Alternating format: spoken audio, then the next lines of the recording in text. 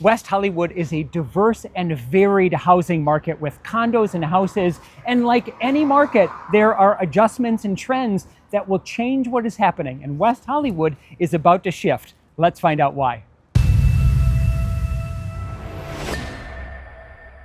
Let's start by zooming in on the neighborhoods driving West Hollywood's unique market dynamics. Take the Sunset Strip, for example. It's not just a nightlife hub. The Strip's proximity to iconic venues like the Chateau Marmont and the historic Sunset Tower Hotel creates a premium for condos and penthouses with skyline views. A recent sale at the Sierra Towers, a celebrity favorite building, closed at $2,400 per square foot, nearly double the neighborhood average. Why? Demand from high net worth buyers who value privacy, security, and walkability to hotspots like Craig's and the Comedy Store. Now, contrast that with the Design District. This area has become a magnet for creative professionals, interior designers, architects, and boutique owners. The influx of design studios and showrooms has pushed median condo prices here to $1.6 million, up 18% since 2023. But what's really driving growth? The city's strict preservation laws for mid-century buildings, because buyers are willing to pay a premium for authentic Eichler-style homes with original details like post and beam ceilings and atrium courtyards. The city's 1984 incorporation agreement limits building heights to 4 stories in most zones, preserving the low-density feel but constraining new development.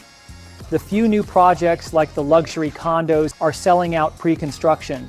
A 2-bedroom unit there started at $3.2 million and is now reselling for $4.1 million after groundbreaking, proof that scarcity equals opportunity. Now, let's dissect interest rates. A 30-year fixed mortgage at 7% means a $1.5 million loan costs around $10,200 per month. But here's a loophole many miss: West Hollywood's jumbo loan market. Because we're a high-cost area, Fannie Mae and Freddie Mac cap conventional loans at $1,089,300, but jumbo loans here go up to $3 million. Buyers putting 20% down can access these with surprisingly competitive rates, sometimes 0.25% lower than conventional. One client leveraged this to buy a $3.75 million home on Hilldale Avenue, saving $1,100 monthly versus a conventional loan. But rates aren't the only hurdle. Let's talk insurance. With State Farm and Allstate pulling out of California, homeowners here are paying 40% more for coverage year over year. A client's 2.8 million Spanish Revival homes AW premiums jumped from $8,000 to $11,500 annually. My advice? Bundle with earthquake insurance through a specialty broker. It's cheaper than you'd think.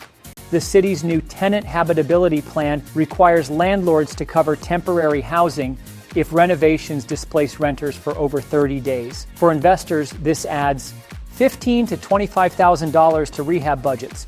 But there's a silver lining. The city's green retrofit rebate offers up to $10,000 for upgrades like tankless water heaters or solar panels. One investor upgraded 8 pre-1980 units on Fountain Avenue, slashed utility costs by 30%, and raised rents by 12%, a 7-year ROI. Now, let's unpack migration. Yes, some remote workers are leaving for Nashville or Austin, but West Hollywood's net migration remains positive. Why? The Zoomtown effect. High-earning remote workers, think Netflix coders and Spotify execs, are trading Bay Area prices for our cultural cachet. They're snapping up condos with Zoom-ready dens. A German couple recently closed on a $4.2 million modern farmhouse in the Bird Streets, bypassing the weak euro by leveraging a cross-border HELOC on their Berlin property. For sellers, pricing psychology is critical. Overpricing by even 5% can cost you $150,000 on a $3 million home. Here's why. Buyers filter MLS searches by price brackets. A home listed at $3.1 million gets excluded from the under $3 million search, missing 70% of potential buyers. Instead, priced at $2.995 million to capture both brackets. A client on North Clark did this, drew 14 offers, and sold for $3.3 million. Proof that charm pricing works in luxury markets too. Buyers, here's a pro tip. target probate sales. With WeHo's aging population, 20% of single-family homes are inherited. These often sell below market but require patience. A 1920s Spanish colonial on Cynthia Street sold for $200K in upgrades. Still, the buyer netted $400K in equity post-renovation. California's SB 9 allows duplexes on single-family lots, but WeHo's added a twist. You can convert garages to rentable units without losing parking if you add a subterranean garage. One investor bought a $2.9 million fixer on Harper, built a 750 square foot ADU, and now nets $6,500 per month from the main house and $4,200 from the ADU, a 9.2% cap rate. Looking ahead, the Metro D-Line extension will be a game changer.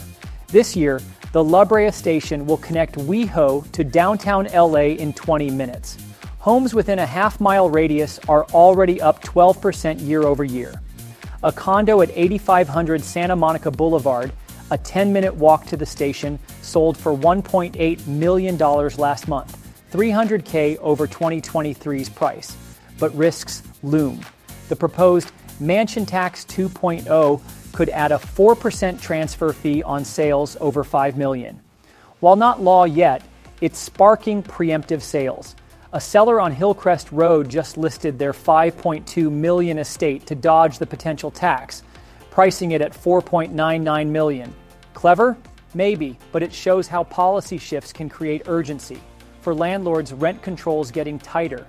Units under the city's 1985 rent stabilization ordinance can only raise rents 3% annually, but here's a workaround: vacancy decontrol.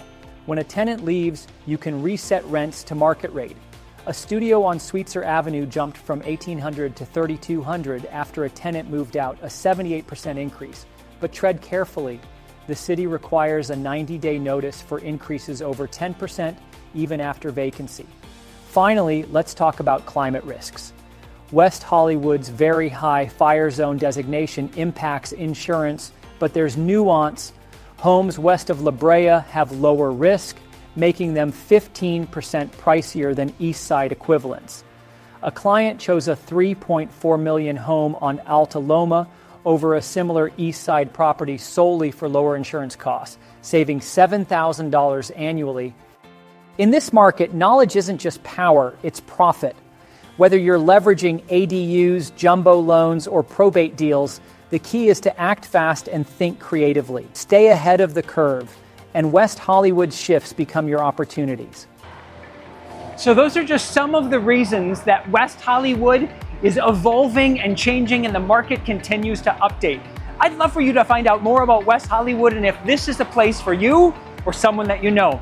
As always, this is Erik Brown, your West Hollywood Realtor, and we would love to assist in any questions that you have. So visit with us, connect with us, let us know if we can help with any questions. Until then, this is Erik Brown, signing off.